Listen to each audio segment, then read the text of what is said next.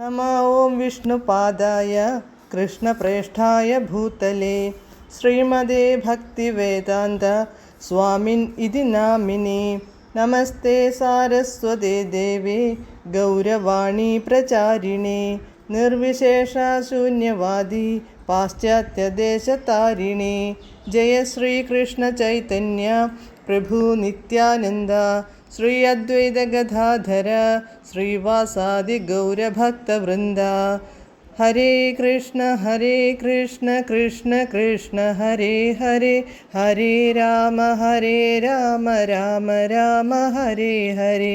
हरे कृष्ण कृष्ण कृष्ण हरे हरे, हरे राम राम राम हरे हरे।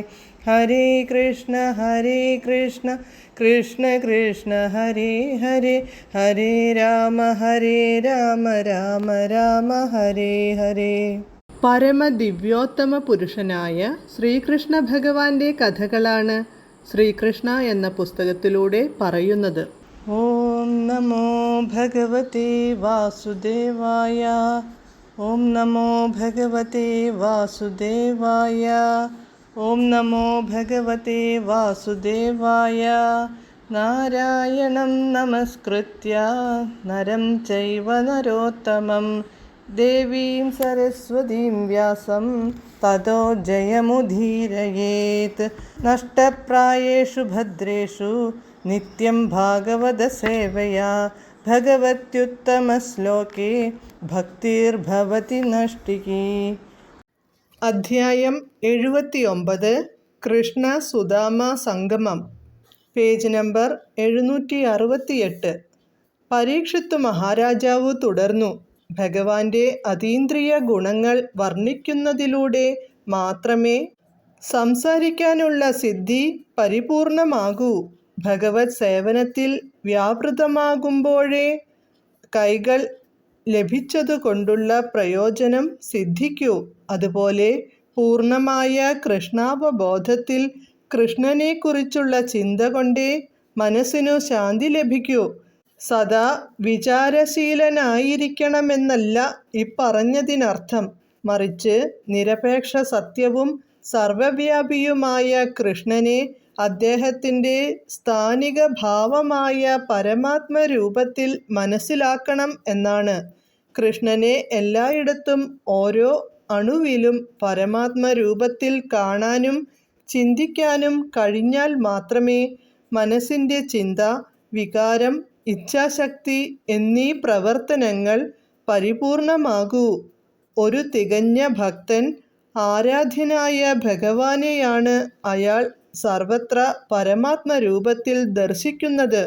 ഭഗവാന്റെ അതീന്ദ്രിയ പ്രവർത്തനങ്ങളെക്കുറിച്ച് കേൾക്കുന്നതിൽ വ്യാപരിച്ചാൽ മാത്രമേ കർണങ്ങളുടെ ധർമ്മം പരിപൂർണമാകൂ എന്നും ഭഗവാനെയും അദ്ദേഹത്തിൻ്റെ പ്രതിനിധിയെയും നമിക്കുന്നതിൽ നിരതകമാക്കിയാലേ ശിരസിൻ്റെ ധർമ്മം സാർത്ഥകമാകൂ എന്നും പരീക്ഷിത്ത് മഹാരാജാവ് തുടർന്നു. ഓരോരുത്തരുടെയും ഹൃദയത്തിൽ ഭഗവാന്റെ പ്രാതിനിധ്യമുണ്ടെന്നുള്ളതു സത്യമാണ്. അതുകൊണ്ട് പൂർണ്ണഭക്തൻ ശരീരം ഭഗവാന്റെ ക്ഷേത്രമെന്നു കരുതി എല്ലാ ജീവാത്മാക്കളെയും ആദരിക്കുന്നു. എന്നാൽ എല്ലാവർക്കും പെട്ടെന്ന് ആ നിലയിലേക്കെത്താനാവില്ല. കാരണം ഒന്നാം കിട ഭക്തന്മാർക്കുള്ളതാണ് ആ നില. രണ്ടാം കിടക്കാർ വൈഷ്ണവരെ, അതായത് ഭഗവത് ഭക്തന്മാരെ ഭഗവാൻ കൃഷ്ണന്റെ പ്രതിനിധികളായി കണക്കാക്കുന്നു. തുടക്കക്കാരനായ ഭക്തൻ മൂന്നാമത്തെ ഇനത്തിൽ പെടുന്നു. അവർ ക്ഷേത്രത്തിലെ പ്രതിഷ്ഠാമൂർത്തികളെ കുമ്പിടുന്നു. പരമപുരുഷന്റെ നേരിട്ടുള്ള ആവിഷ്കാരമായ ആധ്യാത്മികാചാര്യനെയും ഈ പറഞ്ഞ മൂന്നു ഘടകങ്ങളിലും ഭഗവാന്റെയോ അദ്ദേഹത്തിൻ്റെ പ്രതിനിധിയുടെയോ മുമ്പിൽ കുമ്പിടുക വഴി ശിരസിൻ്റെ ധർമ്മം പരിപൂർണമാക്കാം. അതുപോലെ ഭഗവാന്റെയോ അദ്ദേഹത്തിൻ്റെ പ്രതിനിധിയുടെയോ ദർശനം കൊണ്ട് കണ്ണിൻ്റെ ധർമ്മം സാർത്ഥകമാക്കണം. ഇപ്രകാരം ശരീരത്തിൻ്റെ എല്ലാ ഭാഗങ്ങളുടെയും ധർമ്മം പൂർത്തിയാക്കാൻ അവയെ മുഴുവൻ ഭഗവത് സേവനത്തിൽ അല്ലെങ്കിൽ അദ്ദേഹത്തിൻ്റെ പ്രതിനിധിയുടെ സേവനത്തിൽ നിരതമാക്കുക തന്നെ വേണം. മറ്റൊന്നും സാധിച്ചില്ലെങ്കിലും ഭഗവാനെയും അദ്ദേഹത്തിൻ്റെ പ്രതിനിധിയെയും പ്രണമിക്കുകയും ചരണാമൃതം അഥവാ ഭഗവാന്റെയോ ഭഗവാന്റെ പ്രതിനിധിയുടെയോ പാദപദ്മങ്ങൾ കഴുകിയ ജലം കുടിക്കുകയും ചെയ്താൽ മതി. പരീക്ഷിത്തു മഹാരാജാവിൻ്റെ പ്രസ്താവത്തിൽ നിന്നും വൈഷ്ണവ ദർശനത്തിൽ അദ്ദേഹത്തിനു കൈവന്നിരിക്കുന്ന പുരോഗതി മനസ്സിലാക്കിയ ശുകദേവ ഗോസ്വാമി ഭക്തിയുടെ പരമാനന്ദത്തിൽ മുഴുകി. ശുകദേവ ഗോസ്വാമി ഭഗവാന്റെ പ്രവർത്തനങ്ങളെക്കുറിച്ചാണ് സംസാരിക്കുന്നത്. ഇനിയും വിവരിച്ചു കേൾക്കണമെന്ന് പരീക്ഷിത്തു മഹാരാജാവ് പറഞ്ഞപ്പോൾ അത്യാനന്ദത്തോടെ അദ്ദേഹം ശ്രീമദ് ഭാഗവതം തുടർന്നു. ഭഗവാൻ കൃഷ്ണന് സുഹൃത്തായ ഒരു ഉത്തമ ബ്രാഹ്മണൻ ഉണ്ടായിരുന്നു. ഒരു തികഞ്ഞ ബ്രാഹ്മണൻ എന്ന നിലയിൽ അതീന്ദ്രിയ ജ്ഞാനത്തിൽ അദ്ദേഹം സമുന്നതനായിരുന്നു. ഈ ജ്ഞാനം മൂലം ഭൗതിക സുഖങ്ങളിൽ അദ്ദേഹം ആസക്തനായിരുന്നില്ല. ഇക്കാരണത്താൽ അദ്ദേഹം ശാന്തചിത്തനും ഇന്ദ്രിയ നിഗ്രഹം സാധിച്ചവനും ആയി തീർന്നു. പരിപൂർണ ഭക്തനാകാതെ ഒരുവന് സർവോന്നതമായ ജ്ഞാനം കൈവരിക്കാനാവില്ല. സമ്പൂർണ്ണ ജ്ഞാനത്തിൻ്റെ നിലയിൽ എത്തിയവൻ പരമപുരുഷന്റെ മുമ്പിൽ സമർപ്പിതാത്മാവായിരിക്കുമെന്നു ഭഗവത്ഗീതയിൽ പറയുന്നുണ്ട്. മറ്റൊരു തരത്തിൽ പറഞ്ഞാൽ പരമപുരുഷന്റെ സേവനത്തിന് വേണ്ടി ജീവിതം അടിയറ വച്ചവർ പൂർണ്ണജ്ഞാനത്തിൻ്റെ നിലവാരത്തിലെത്തിയവരാണ്.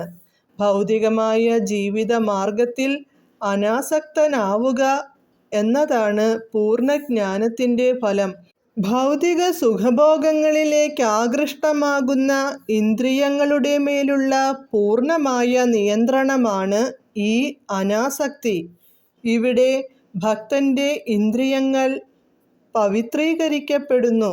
അപ്പോൾ ഇന്ദ്രിയങ്ങൾ ഭഗവത് സേവനത്തിൽ നിരതമാകുന്നു. അതാണ് ഭക്തിയുത സേവനത്തിൻ്റെ പരിപൂർണമായ മേഖല. ഹരേ കൃഷ്ണ.